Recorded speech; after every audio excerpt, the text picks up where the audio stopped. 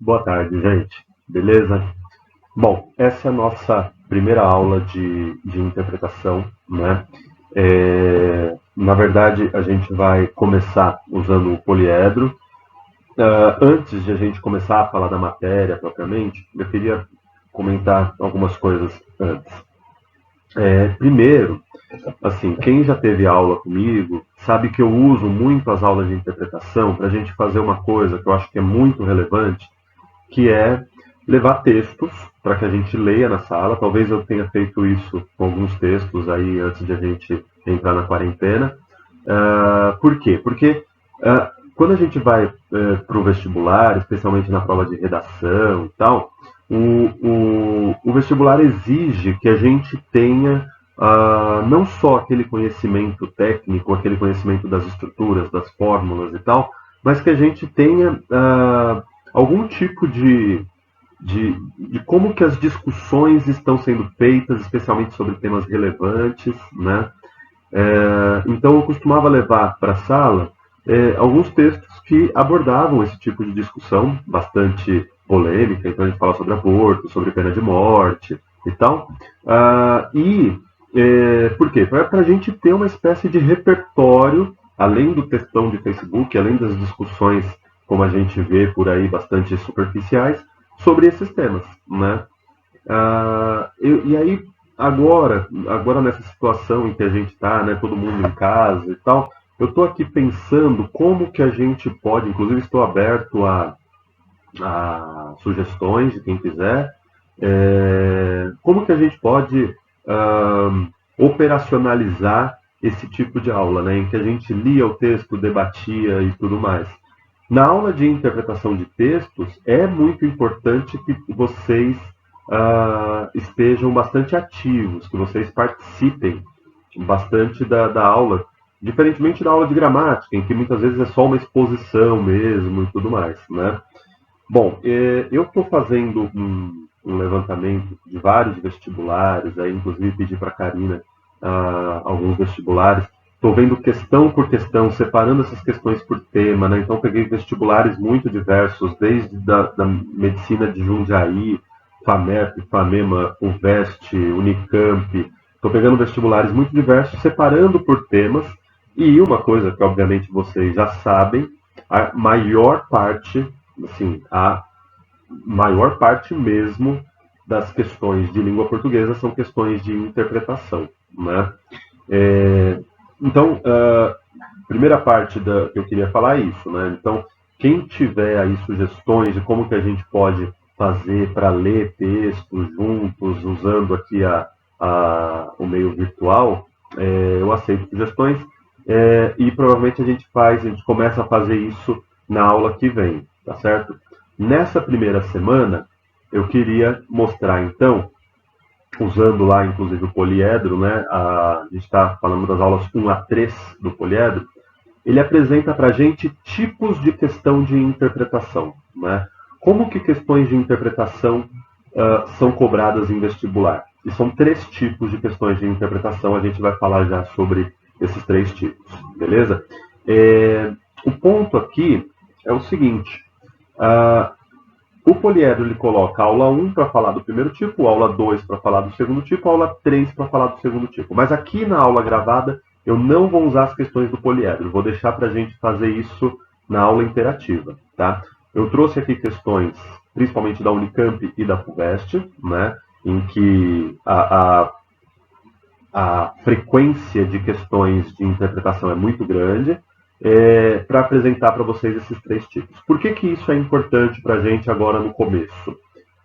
Vou contar uma história para vocês que é a seguinte.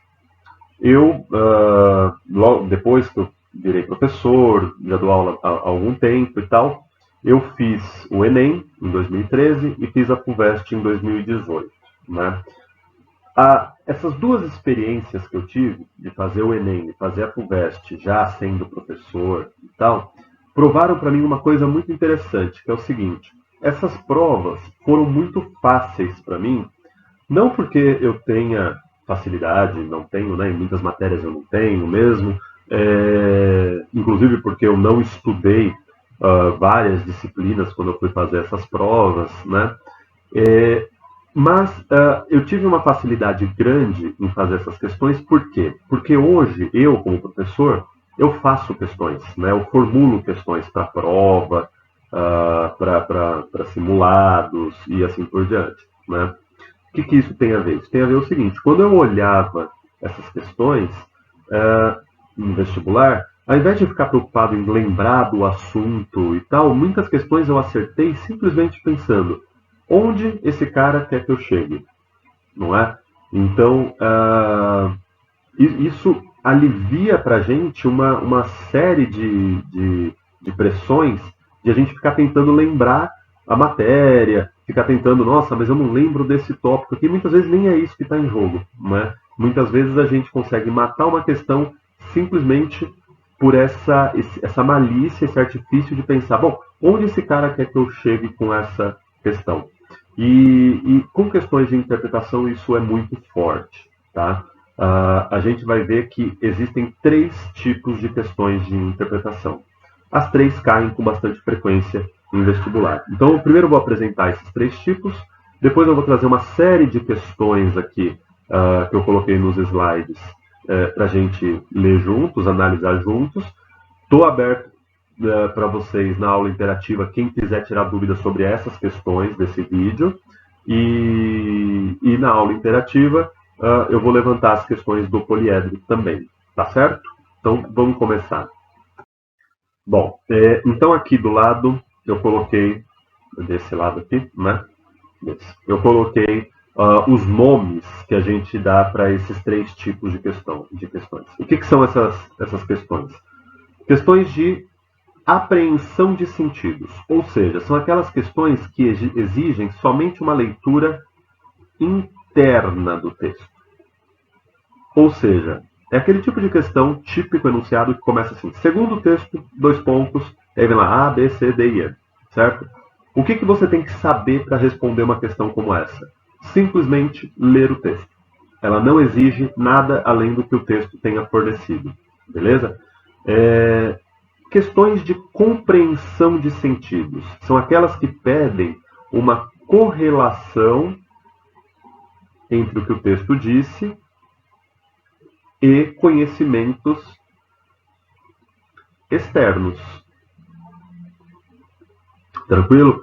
Então, imagina um mapa que deu para a gente lá a incidência de malária no Brasil, e aí ele pergunta, olha, por que na região X existe maior incidência de malária?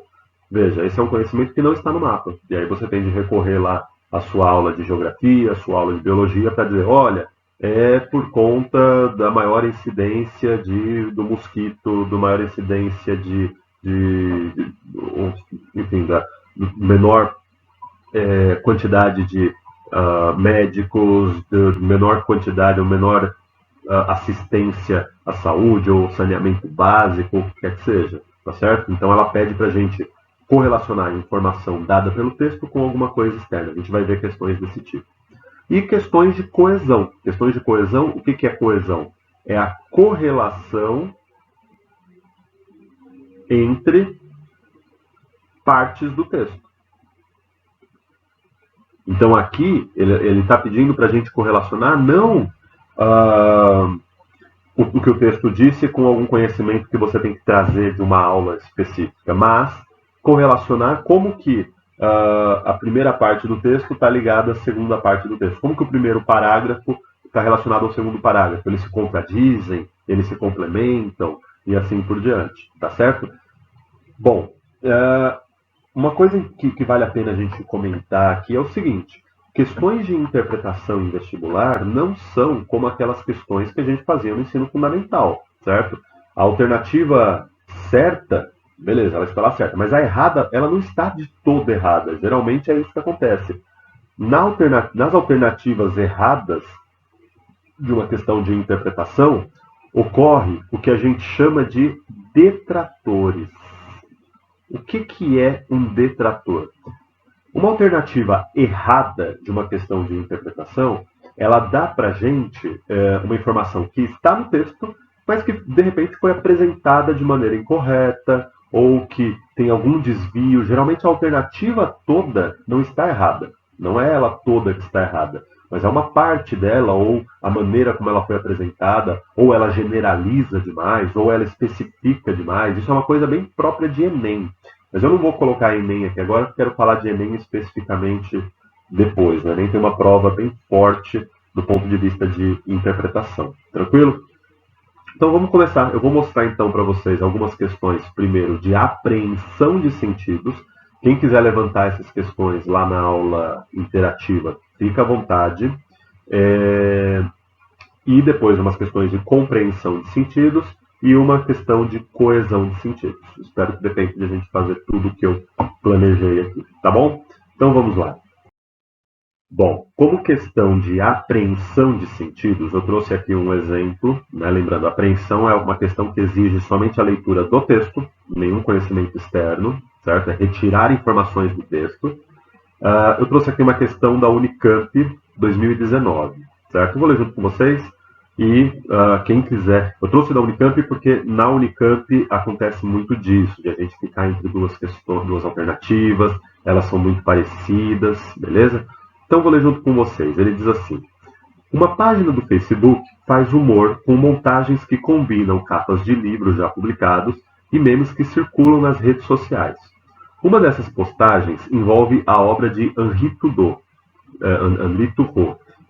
que é um filósofo francês, para quem a desobediência civil é uma das formas de protesto legítima contra leis ou atos governamentais considerados injustos pelo cidadão e que ponham em risco a democracia. Então é uma página do Facebook que satiriza capas de livros. Vocês já devem ter visto memes assim. Então ele colocou lá, é desobediência civil, e vem um meme, né? Miguel desenhou na parede e todo mundo já caiu em cima questionando ele por que caderno ele tem. Ou seja, por que ele desenhou na parede? Porque se ele tem caderno. A justificativa dele para ter desenhado ali foi que não tem como desenhar no papel porque a Dona Aranha subiu pela parede, não pelo papel. Realmente. Tranquilo? A lógica das crianças é sempre muito mais interessante do que a nossa, né? Então vem a questão, diz assim: o efeito de humor aqui se deve ao fato de que a montagem... Veja bem, você não tem que saber nada sobre a obra do Henri Thoreau, você não tem que saber nada sobre quem é o Miguel. Tem aqui uma referência intertextual a uma cantiga infantil, né? A Dona Aranha subiu pela parede, mas também você não precisa saber nada sobre isso. Ele pediu simplesmente o que gerou o efeito de humor. Então vamos para as alternativas? E eu queria que a gente notasse o seguinte: a gente só responde questões como essa por eliminação. O efeito de humor está ligado ao fato de que ele refuta as afirmações para a desobediência civil com base na desculpa apresentada pela criança. Vamos circular essa palavrinha aqui, a gente já volta a ela. Antecipa uma possível avaliação negativa da desobediência sustentada pelo livro. Uma possível avaliação negativa da desobediência sustentada pelo livro. Equipara as razões da desobediência civil à justificativa apresentada pela criança. Vou circular aqui. Equiparar, né? Contesta a legitimidade da desobediência civil defendida por Thoreau. Contesta. Fiquem muito atentos às palavras que ele usa, né? Então vamos lá. Pela maneira como a gente vê esse meme, a gente vê que, olha, tem aqui a relação com a obra, né, o Henri Thoreau, que defende a desobediência civil como uma forma legítima de protesto, e o menininho aqui que desobedeceu a uma regra, que é não desenhar na parede. Entre eles, existe uma relação de concordância ou discordância? Existe uma relação de concordância, certo? Então não dá para a gente dizer que o efeito de humor dessa montagem refuta as razões da desobediência civil. Muito pelo contrário, né? O comentário aqui foi: realmente, tá certo o que ele fez, ele tem razão, né? Então a letra A não pode ser. Não há uma refutação da desobediência civil, né? Antecipa uma possível avaliação negativa. Também não é verdade, né? O que ocorre aqui, há uma concordância, né? A desobediência civil, às vezes, se justifica, que é o que aconteceu aqui, ó. Houve uma justificativa. ele equipara as razões da desobediência civil à justificativa apresentada pela criança. Verdade, né? Ó, ele comparou um livro de política, mostrando que às vezes é necessário desobedecer às regras, com a razão que a criança apresentou, né? Para ela também era necessário desobedecer à regra, porque ela a Dona Aranha sobe pela parede, não pelo caderno. E aqui, ó, contesta a legitimidade. Não é verdade. Há uma concordância. Portanto, olha bem, uma questão como essa exige que a gente simplesmente leia e compreenda o texto. Tem um ponto importante que é o seguinte: ler uma questão como essa aqui, na sua casa, com todo o tempo do mundo e tal, é uma coisa muito diferente de responder uma questão como essa na hora da prova, né? Em que você está pressionado, em que está em jogo uma série de coisas, está em jogo outras questões de outras disciplinas.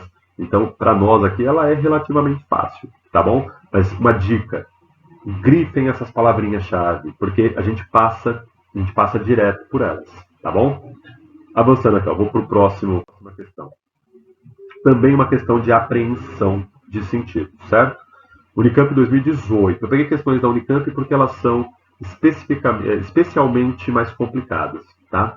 Também um meme de internet, retirado da internet, de uma página do Facebook que eu acho que não existe mais, chamado Caneta Desmanipuladora. E aí ele diz assim: olhando assim, a manchete. Primeiro vamos ler a manchete, né? Tragédia de Mariana já custou 655 milhões de reais para a mineradora Samar. Ou seja, lembram lá do problema em Mariana, que depois veio em Brumadinho, pior ainda, né?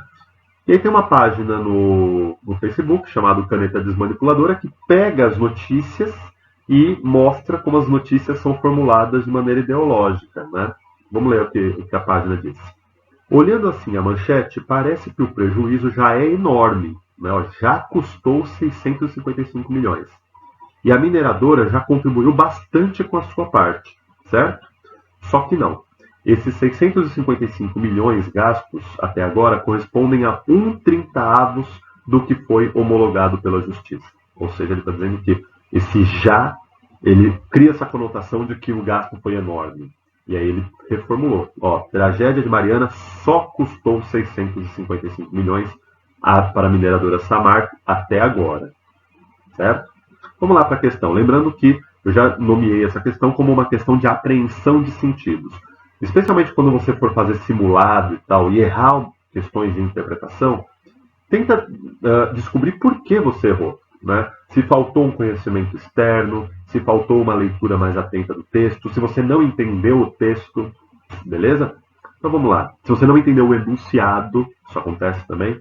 Então a pergunta é: em relação ao post adaptado da página do Facebook, Caneta Desmanipuladora, é correto afirmar que a desmanipulação, ou seja, aqueles rabiscos, né, substituição de já por só e o acréscimo de até agora, explicita a tentativa do jornal de levar o leitor a pensar que... Então vamos ver. Ainda falta muito a ser pago pela mineradora e há atrasos no pagamento. A Samarco teria pago uma grande parte do que devia e o prazo provavelmente está sendo cumprido. A Samarco já quitou o que devia conforme o valor homologado na Justiça. E a mineradora não deveria arcar sozinha com a despesa da tragédia de Mariana. Olha bem, vamos voltar ao enunciado. Ele perguntou, em relação ao post, ele deixa explícita a tentativa do jornal, não a tentativa da página do Facebook. O que o jornal tentou deixar implícito com essas opções de palavras? O já e não usar o até agora. Então ainda falta muito a ser pago pela mineradora e há atrasos no pagamento. Não é verdade. Né? Ele quer mostrar que, na verdade, o pagamento já foi bastante e ele não faz menção a quanto falta. Quem faz menção ao quanto falta é a página, né? 1/30, tá bom? A Samarco teria pago uma grande parte do que devia e o prazo provavelmente está sendo cumprido. Pode ser, né? Quando ele fala já custou 655 milhões, Ele está dando a ideia de que esse é um dinheiro muito alto, né? De que isso talvez seja grande parte. A Samarco já quitou o que devia. Não.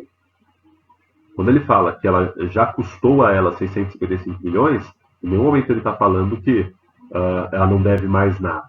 Né? Talvez até pague mais. Esses 655 milhões talvez seja já uma grande parte. A mineradora não deveria arcar sozinha com a despesa da tragédia. Não há referência a isso aqui, né? A uma solidariedade no pagamento. Tranquilo? Portanto, letra B. Ó, a Samarco teria pago uma grande parte, ou seja, já custou 655 milhões, da ideia de que já deve ter sido muito dinheiro, né, dentro do montante, e o prazo provavelmente está sendo cumprido. Né? Sobre o prazo aqui, ele não fala sobre atrasos, tá bom? Tranquilo? Então, esses daqui são os exemplos de questões de apreensão. Bom, gente, então, antes de a gente avançar para as questões de compreensão de sentidos, eu queria apresentar para vocês uma outra questão aqui sobre apreensão, né, que exige somente a leitura do texto, retirada de informações do texto, só que agora da FUVEST 2020, prova do ano passado, segunda fase.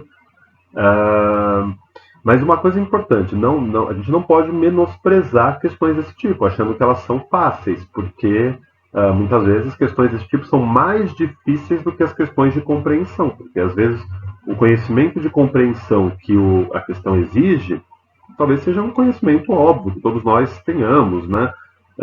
Muitas vezes o texto que ela deu para a gente retirar informações é mais difícil do que isso, tá? Então, vamos dar uma olhadinha aqui. É um texto que fala sobre textão no Facebook, nas redes sociais, né? É um texto que diz o seguinte, leia junto comigo, hein? Adaptados a esse idioma, que se transforma conforme a plataforma, os memes e textões dominaram a rotina dessa década como modos de a gente rir, repercutir notícias, dividir descontentamentos, colocar o dedo em feridas, relatar injustiças e até se informar. Entraram logo no vocabulário para além da internet. Virar meme, dar textão. Suas características também interferiram no jeito como... a letra está muito pequena aqui, mas eu vou ler de novo. Suas características também interferiram no jeito de compreender o mundo e expressar o que acontece à nossa volta. Vitor Chagas, professor e pesquisador da Universidade Federal Fluminense, os vê como manifestações culturais de grande relevância para entender o período e também como extravasadores de afetos. Essa é uma informação importante, hein? Porque é sobre a questão isso daí. Vê os memes e os textões como extravasadores de afetos, de sentimentos. Por mais que o textão seja assim como o meme, ele é uma expressão sintética típica de hoje, explica Vitor Chagas. Mesmo o textão mais longo, na verdade é um textinho, faz parte da lógica do espaço em que circunda. Beleza? Então vamos para a questão. Se for necessário, a gente volta ao texto.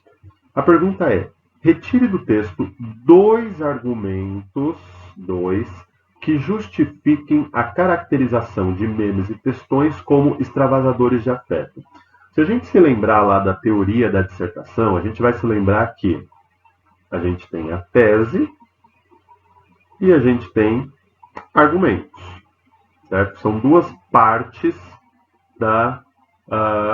do texto tipicamente dissertativo, né? Se faltar alguma dessas coisas aqui, o texto está errado, beleza?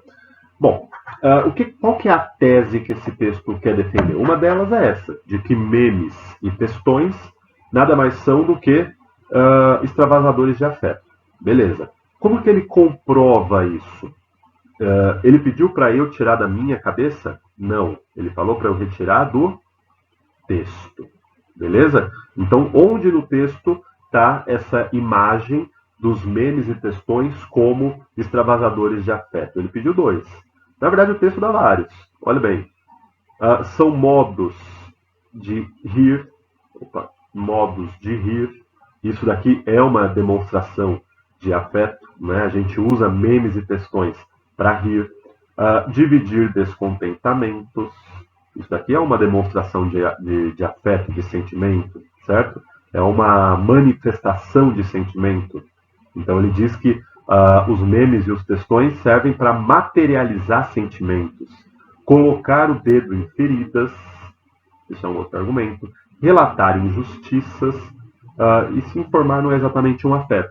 Mas ele deu aqui para a gente quatro argumentos, quatro funções que os memes e os textões têm, que tem a ver com a ideia de demonstração de sentimentos, de afetos. Tranquilo? Bom, posso colocar aqui dois desses quatro aí. Posso colocar lá, olha, ele diz que os textões são modos de rir e de demonstração de descontentamento. Escolhi esses dois, poderia ter escolhido outros, descontentamento. Beleza? Poderia ter escolhido os outros dois, enfim. Letra B. Mas o que eu quero que vocês notem é, eu não tenho que saber nada além do que o texto pediu. Questões de apreensão de sentido geralmente tem essa cara, o enunciado tem essa cara. Retire do texto, segundo o texto, de acordo com o autor, beleza? Não é de acordo com você, com a sua opinião, beleza? E letra B. Em que sentido pode-se afirmar que não há uma contradição no texto, no trecho, perdão? Mesmo textão mais longo, na verdade, é um textinho. Bom, nessa questão aqui, também não está em jogo a minha opinião, eu tenho que me basear no texto. Eu poderia dizer que essa questão toca num tópico de coesão. Por quê? Porque a resposta a essa pergunta aqui, a pergunta que ele fez, está num outro trecho do texto. Por que ele está dizendo que o que a gente chama de textão, na verdade, por mais longo que seja, ele é um textinho, né?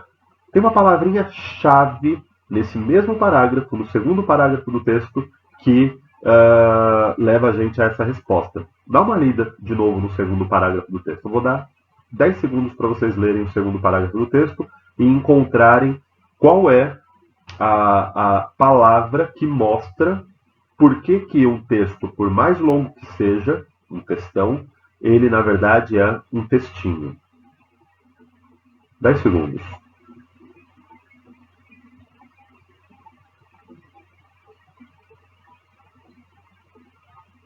Sete segundos já está bom, né? Se você encontrou a palavra sintética, você acertou. Olha bem o que ele diz. Por mais que o textão seja grande, assim como o meme, ele é uma expressão sintética, resumida. Ele é uma expressão resumida, típica de hoje. Explica Vitor Chagas. Mesmo o textão mais longo, na verdade é um textinho. Faz parte da lógica do espaço em que circunda. Olha que interessante o que ele está dizendo. Geralmente, por meio do textão, a gente levanta questões muito complexas, que, por mais que ele seja longo, ele não esgota uma questão, né? De repente, eu tenho aí livros que vão falar, por exemplo, sobre justiça, e a pessoa ali produz um texto que, por mais longo que seja para o padrão do Facebook, ele é um texto pequeno para discutir um assunto tão complexo, né? Então, uma resposta para essa questão teria que incluir essa palavra que ele utilizou lá no texto, a palavra sintética. Ele está dizendo que, por maior que o texto seja, em extensão para os padrões das redes sociais, ele é uma discussão resumida de assuntos que são relevantes. Beleza? Por isso que eu quero, e aí insisto, né?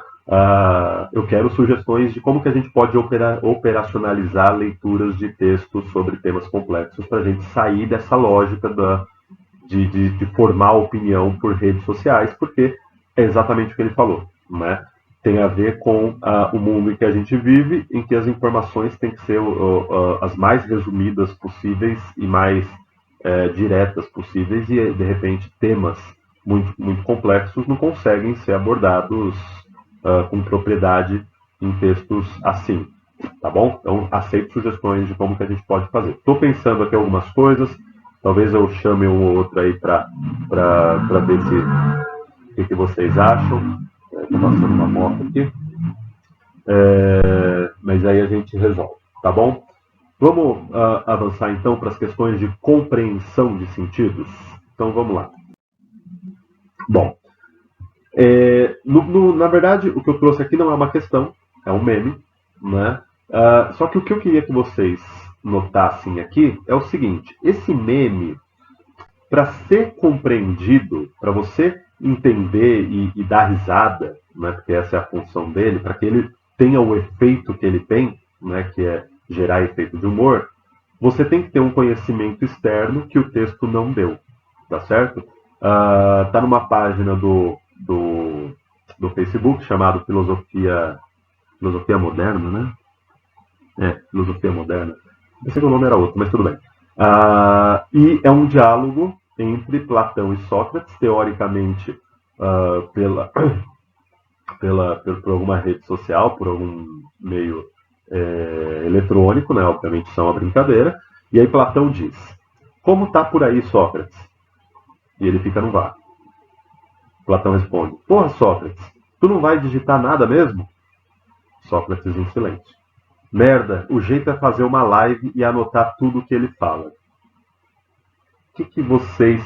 Para entender esse meme, você precisa ter um conhecimento que não foi dado. Por isso eu enquadrei isso daqui como um texto que exige um conhecimento externo. Tá certo? Qual é o conhecimento externo que é necessário para a gente entender a graça desse meme? O que vocês acham? Tem alguns conhecimentos. Por exemplo, o primeiro, que Platão foi discípulo de Sócrates. Sem esse conhecimento, você não entenderia o que ele disse aqui no final. O jeito é fazer uma live e anotar tudo o que ele fala. Por quê? Porque na história da filosofia, a gente sabe que tudo que a gente sabe a respeito de Sócrates, a gente sabe por meio de Platão. Né? Segundo ponto, Sócrates deixa Platão no vácuo. Né? Ou seja, um outro conhecimento de história da filosofia que a gente precisa ter para que esse texto surta efeito. Sócrates nada escreveu. De novo, né? Tudo que a gente sabe a respeito de Platão, a respeito de Sócrates, é por meio de Platão. Sim? E tem um terceiro conhecimento aqui que eu acho que é interessante, que talvez passe um pouco batido, que ele fala assim: o jeito é fazer uma live e anotar tudo o que ele fala. Né? Então, Sócrates, um outro conhecimento importante aqui é que Sócrates era muito ligado à tradição oral. Isso tem a ver com outro conhecimento também, para que a coisa surta efeito, é que a gente sabe de Sócrates, o que a gente sabe de Sócrates é por meio de diálogos, certo? A forma textual que Platão usa para apresentar as ideias de Sócrates, Sócrates como um personagem dele, é o diálogo. Daí o uso da live, que a gente sabe que é um gênero textual oral, diferentemente da conversa escrita aqui. Beleza? Olha bem, tem muita coisa, hein? Isso daqui poderia ser uma questão de vestibular, não é? Isso daqui eu peguei o meme da internet para trazer aqui para aula, mas tem muita coisa interessante aqui que pode ser abordada. Tá bom?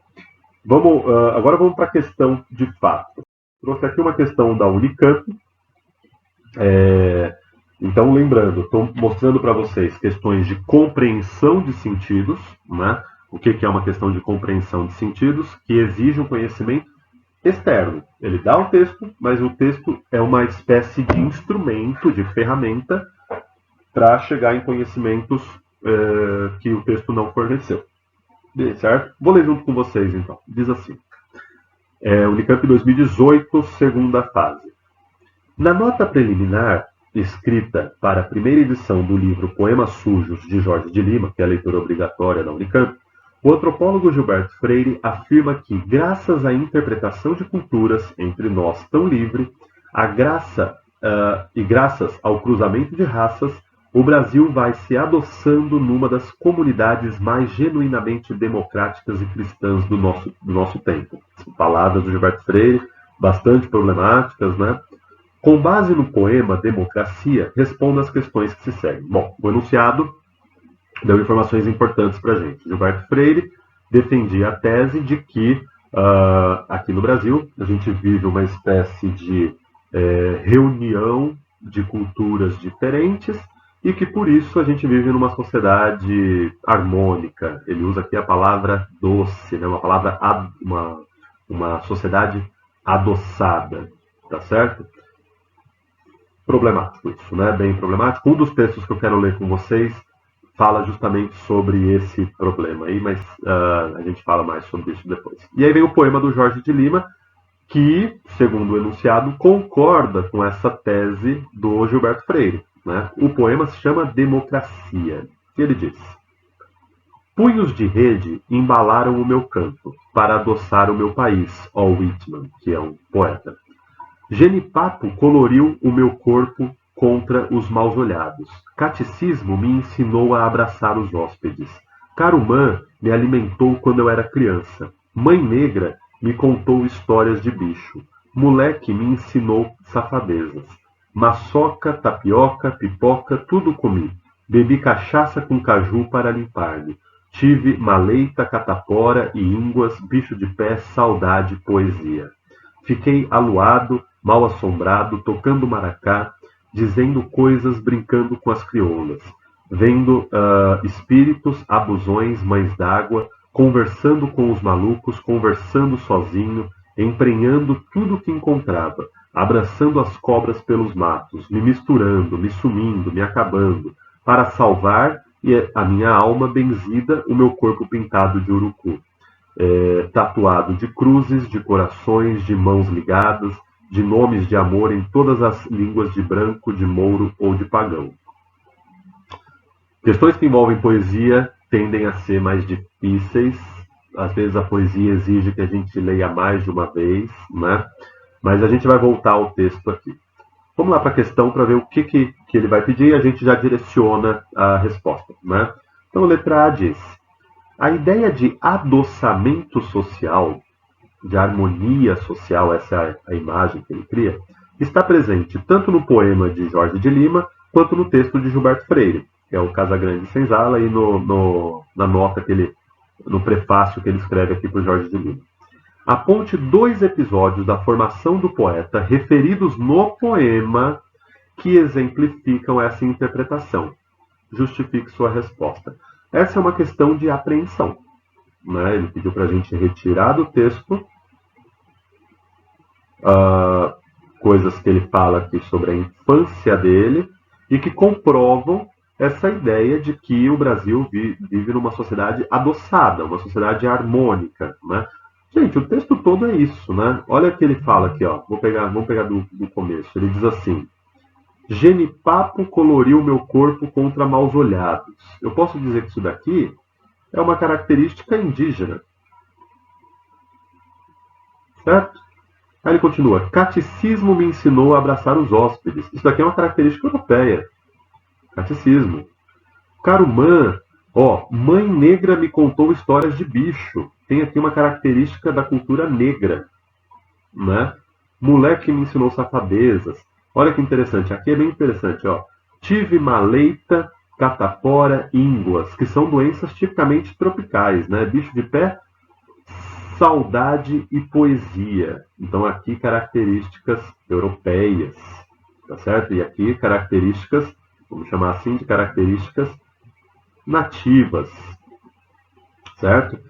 Fiquei aluado, mal assombrado, tocando maracá, dizendo coisas, brincando com as crioulas, vendo espíritos, abusões, mães d'água.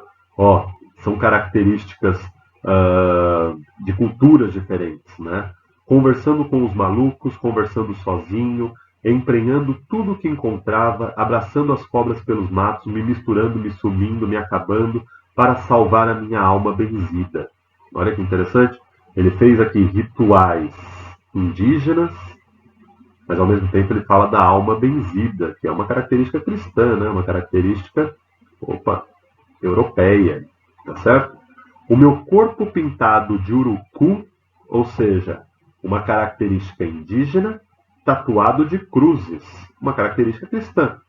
de corações de mãos ligadas, de nomes de amor em todas as línguas do branco, de mouro, de pagão. Tá certo? Então tem vários trechos aqui. A gente poderia, ele pediu 2 episódios, né? Então a gente pode falar ali da relação dele com o genipapo e o catecismo para curar questões espirituais. Ao mesmo tempo, ele fala do corpo marcado tanto pelo urucu, que é uma característica indígena, quanto tatuado de cruzes, que é uma característica europeia, né? Então, escolha aí 2 trechos desse daí. Na letra B, aí a parte que nos interessa, ele diz assim: considerando elementos da composição do poema, explique de que maneira a ideia de democracia presente no texto democracia presente no título manifesta-se no texto. E aqui, aparentemente, ele está pedindo uma coisa interna ao texto, mas não é, né? Por que ele chama esse texto de democracia? Né? Então a gente vai dizer que, assim como Gilberto Freire, ele está levantando uma ideia de que o Brasil, porque tem uma convivência entre culturas diferentes, a cultura negra, a cultura branca, a cultura indígena, só para falar dessas 3, pressupõe-se que elas vivam em harmonia, né? E aí ele chama isso de democracia. Para quem não sabe, Gilberto Freire usou muito a expressão democracia racial, né, para dizer que o Brasil vivia numa democracia racial. Um dos textos que eu quero ler é o texto da professora Lídia Schwartz, em que ela desmonta esse argumento do Gilberto Freire, de que só pelo fato de a gente ter raças diferentes, esse nome é um nome problemático, mas esse é o nome que o Gilberto Freire usava, só o fato de a gente ter raças diferentes no mesmo espaço não significa que elas estejam em pé de igualdade e vivam de maneira harmônica, né? Então, na letra B, a gente vai ter que explicar isso. Dizer, olha, ele cria o pressuposto de que a convivência de elementos culturais distintos leva necessariamente a uma harmonia, né? Nem toda convivência é harmônica. Eu acho que o caso do Brasil vai nesse sentido, né? Vou mostrar uma outra questão também de compreensão para vocês. Uma questão muito boa da Unicamp 2020, né? Unicamp feita agora no comecinho deste ano, o ano do corona. Eu só trouxe aqui a letra B porque ela a A era sobre outro assunto e ia ocupar nosso tempo desnecessariamente, né? Então, para responder a letra B, a gente precisa ler somente o texto 2, tá bom? A letra A precisava do texto 1. Então, eu vou ler só o texto 2 com vocês, que é uma música do Caetano Veloso, que se chama Haiti. Deixa eu só tomar um pouquinho de água aqui, né? Uma música que se chama Haiti, que vocês devem conhecer. Olha bem o que ele diz. E quando ouvir o silêncio sorridente de São Paulo diante da chacina, 111 presos indefesos, mas presos são quase todos pretos, ou quase brancos, quase pretos, de tão pobres. Vou ler de novo, gente, desculpa. E quando ouvir o silêncio sorridente de São Paulo diante da chacina, 111 presos indefesos, mas presos são quase todos pretos, ou quase brancos, quase pretos de tão pobres. E preto e pobres são como podres e todos sabem como se tratam os pretos. Pense no Haiti, reze pelo Haiti. O Haiti é aqui, o Haiti não é aqui. Tá? Bom, primeiro, ele faz uma referência ali a 111 presos indefesos. A maior parte dos presos é preto, se não é preto, é branco, quase preto de tão pobre, né? E a gente sabe como se tratam os pretos, falando sobre o Brasil, beleza? Ele está fazendo uma referência, obviamente, aqui à chacina do Carandiru, né? Quando a polícia de São Paulo ocupou o presídio, e houve ali uma chacina em que 111 presos foram mortos. Está lá no filme Carandiru, vale a pena assistir, né? Isso é a história do Brasil. A história do Brasil não é nem um pouco harmônica, como a gente viu na questão anterior. E vem uma nota. Haiti é uma ilha do Caribe, atualmente sob intervenção da ONU, é o país mais pobre das Américas, com mais de 60% da população subnutrida. E a letra B, que é a que nos interessa, diz o seguinte: explicite as duas visões dos compositores ao dizerem o Haiti é aqui, o Haiti não é aqui. Difícil, né? Ler texto literário não é fácil, são muitas informações que estão implícitas, estão escondidas. Bom, e a nota ali disse que o Haiti é um país muito pobre, né? E ele fala: pense no Haiti, reze pelo Haiti, o Haiti é aqui, o Haiti não é aqui. Bom, por onde a gente começa? Quando ele está falando sobre pobreza, né? E ele fala: o Haiti é aqui. Essa é uma parte interessante, mas talvez mais fácil, né? Quando ele fala o Haiti é aqui, ele está falando: olha, a mesma pobreza que se encontra no Haiti, a nota, a Unicamp deu para a gente uma mãozinha, né? Saber que o Haiti é o país mais pobre de todas as Américas. Ele fala: olha, nós temos aqui no Brasil pobreza tão grande quanto no Haiti, né? Então, o Haiti é aqui. Porém, o Brasil é um país que não se compara economicamente ao Haiti. Né? Então, o que ele está dizendo com essa oposição? Olha que curioso, o Haiti é aqui, nós temos pessoas tão pobres no Brasil quanto no Haiti, mas, por outro lado, o Haiti não é aqui. Nós temos pessoas muito ricas no Brasil. Esses dois versos aí estão tocando na questão da desigualdade no Brasil, tá certo? Um dos pontos que a gente vai falar na continuação aí das aulas de interpretação é a relação entre texto figurativo e texto temático. Né? O que é o texto figurativo? É quando eu falo por meio de imagens. Então ele está falando: o Haiti é aqui, o Haiti não é aqui. Ele pegou um caso específico, que é o Haiti, para falar do Brasil. Ele falou: nós temos uma pobreza tão grande quanto o Haiti, mas também nós não somos tão pobres quanto o Haiti. O que ele está querendo dizer com isso? Qual é o tema que está por trás disso? Daí o nome texto temático. O tema que está por trás disso é a noção de desigualdade. Tá certo? É uma questão complexa, uma questão difícil. A formulação dessa questão, dessa resposta, também não é fácil, mas você teria que usar esses conceitos aí. Dizer que a pobreza no Brasil é tão grande quanto no Haiti, em alguns pontos, em outros pontos não é. E não há uma pobreza generalizada como no caso do Haiti. Né? Então existe no Brasil um problema tão grande quanto a pobreza, que é a desigualdade. Beleza? Vamos avançar aqui então? Bom, gente, eu prometo que está acabando. Eu queria mostrar para vocês aqui mais duas questões, tá? De compreensão de sentidos. Depois, na aula interativa, a gente vai levantar de novo esse ponto aqui. Participem da aula, tá? Aqui é uma questão da Unicamp do ano passado, 2020, na verdade desse ano, né, de janeiro. E esse daqui é um exemplo bom para mostrar como questões de literatura são questões de compreensão de sentidos. Né? Podem ser de apreensão, né? Eu dou lá um trecho do Quincas Borba e peço para você interpretar para mim internamente ali o que as personagens estão falando. Ou não, ou eu posso pedir para você ligar as informações que o texto literário deu com coisas externas, né? Não com outras partes do texto, mas com o contexto que aquela obra foi escrita e assim por diante. Né? Então ele deu para a gente aqui dois textos, um da Carolina de Jesus, né, o texto de leitura obrigatória da Unicamp, o Quarto de Despejo, e um poema do Casimiro de Abreu, que é um poema romântico, né, um poeta romântico que fala sobre a infância. E os dois textos estão falando sobre a infância, é o que há em comum entre eles. Há muitos textos que pedem para a gente comparar, muitas questões, perdão, que pedem para a gente comparar textos. Tá? Vou ler junto com vocês. Contemplava extasiada o céu cor de anil, e eu fiquei compreendendo que eu adoro o meu Brasil. O meu olhar pousou nos arvoredos que existe no início da rua Pedro Vicente.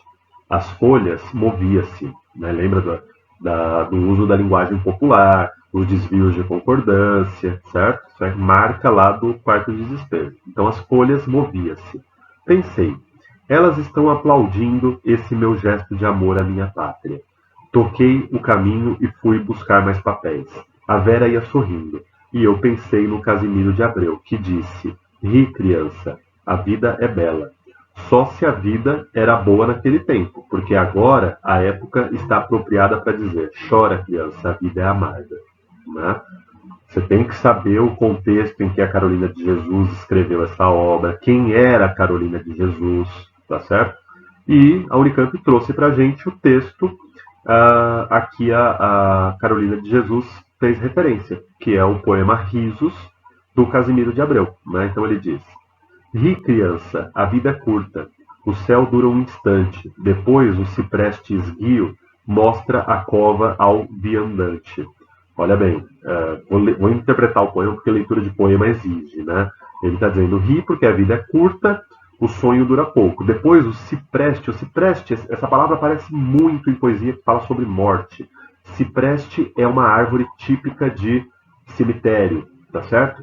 O cipreste esguio mostra a cova ao viandante, ao viajante, a pessoa que estava vivendo. A vida é triste, quem nega? Nem vale a pena dizê-lo. Deus Deus à parte está entre seus dedos. Não, desculpa, vou ler de novo. Deus à parte entre seus dedos, qual um fio de cabelo. Como o dia, a nossa vida na aurora é toda aventuras, de tarde doce tristeza, de noite sombras escuras. A velhice tem gemidos, a dor das visões passadas, a mocidade queixumes, só a infância tem risadas. Ele está dizendo: há tristezas em todas as, as fases da vida, né? Na mocidade há queixumes, há gemidos na velhice, só a infância tem risadas. Ri, criança, a vida é curta, o sonho dura um instante, depois o cipreste esguio mostra a cova ao viandante. Beleza? Vamos para a questão. A representação da infância no texto 1 se aproxima e, ao mesmo tempo, difere daquela que se encontra no texto 2. Considerando que o texto 1 é um excerto do Diário de Carolina Maria de Jesus e o texto 2 é um poema romântico, Casimiro de Abreu é um poeta romântico, identifique e explique essa diferença na representação da infância com base nos períodos literários. Olha bem, olha que curioso, né? Então, a Carolina de Jesus, aqui tem um conhecimento externo que você tem que ter, de quando que essa obra da Carolina de Jesus foi composta, quando que Casimiro de Abreu escreveu isso, em que momento, qual que era o espírito de cada uma dessas épocas, né? Então a gente tem que dizer nessa resposta que eles diferem na descrição da infância, porque a Carolina de Jesus mostra a infância como um período de amargura, né? Chora a criança, a vida é amarga. Isso tem a ver com a realidade em que ela vive, né? Então vocês se lembram que a Carolina de Jesus morava numa favela, ela escreve o que a gente classifica como literatura marginal, literatura modernista, né? Ela está falando do século XX aqui, uma literatura marginal, né? Ao passo que o Casimiro de Abreu está no contexto do romantismo, em que a infância é descrita como um momento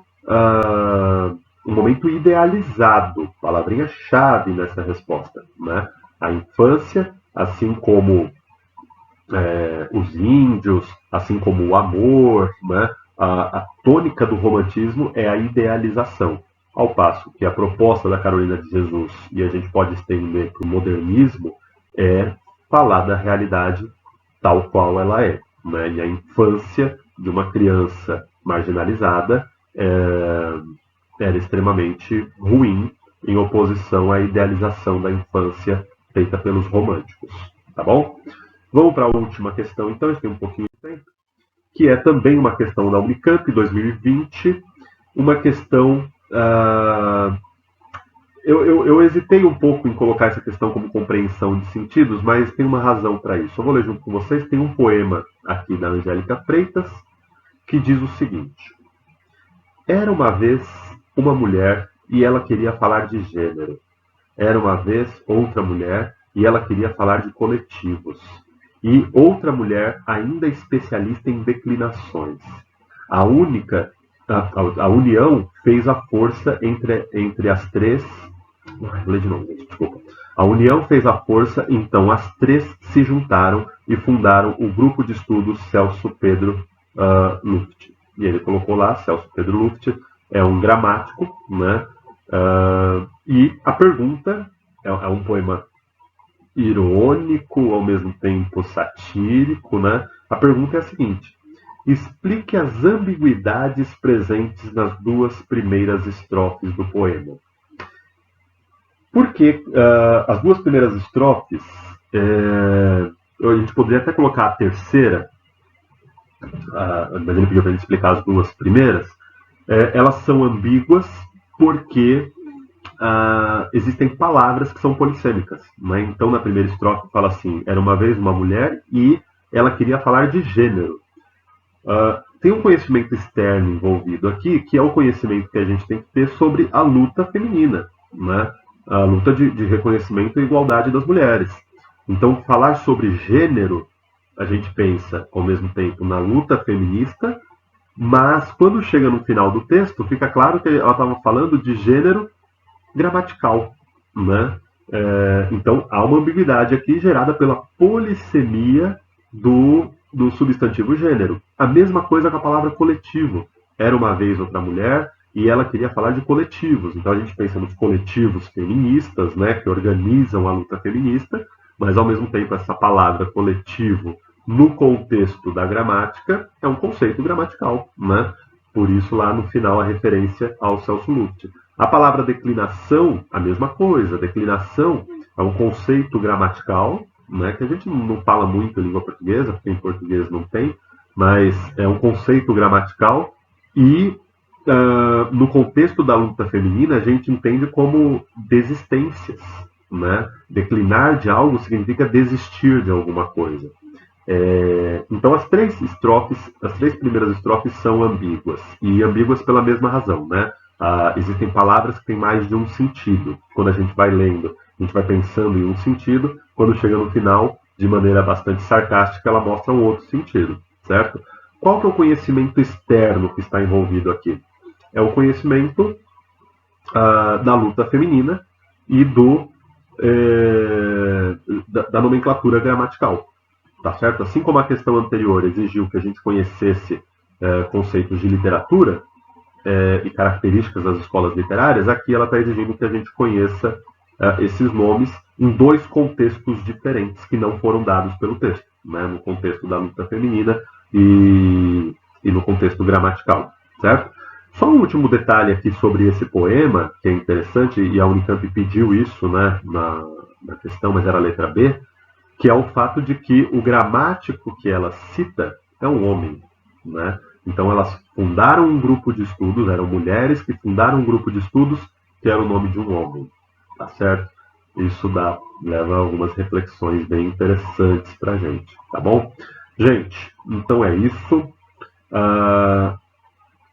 Depois na aula interativa eu quero levantar algumas questões que estão lá no poliedro sobre as três primeiras aulas, 1, 2 e 3, e nas próximas aulas eu quero trazer, assim como a gente faria na aula presencial, quero trazer textos para a gente ler juntos e discutir, tá bom?